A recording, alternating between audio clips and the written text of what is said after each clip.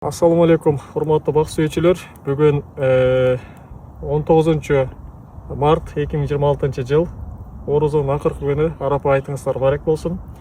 Биз бүгүн Манас университетиндеги өзүбүз өстүргөн жаңгак көчөттөрүбүздө сортко өзгөртүп кыйыштырып жатабыз. Мисалы карасаңыздар, бул жерде бул уруктан чыккан кадимки жаңгак, ал эми бул болсо зигзаг формасында биз кыйыштырып жатабыз. Бул жерде 3-тен 1 бөлүгүн могу курч тырчаны алдырган бычагыбыз менен кесип алдык.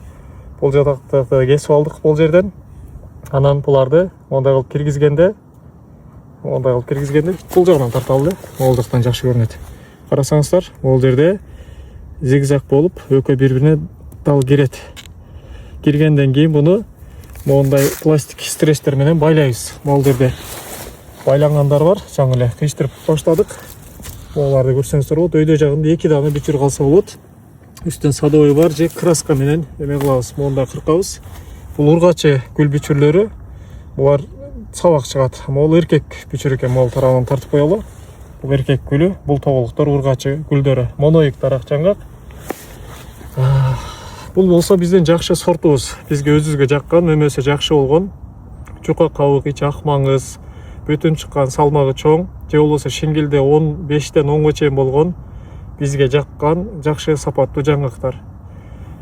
Мен жакында эле Жалал Абадта болдум. Ал жакта бир эже бир түп чоң дарактан 200 кг кабык менен жаңгак алыптыр. Чакканда 100 кг маңыз алыптыр. 50%. Аны 500 сомдон сатып 50 000 сом бир дана жаңгак дарагынан пайда таптыр да. Ошондой сом жаңгактар бар Кыргызстанда.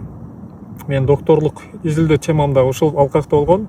Бул дагы менин бир студентимдин жумушу. Бул жерде Бишкектин Аларча аймагында өскөн 23 дана жаңгактын уруктан чыккан кыйы асталары бар. Аларды биз изилдедик.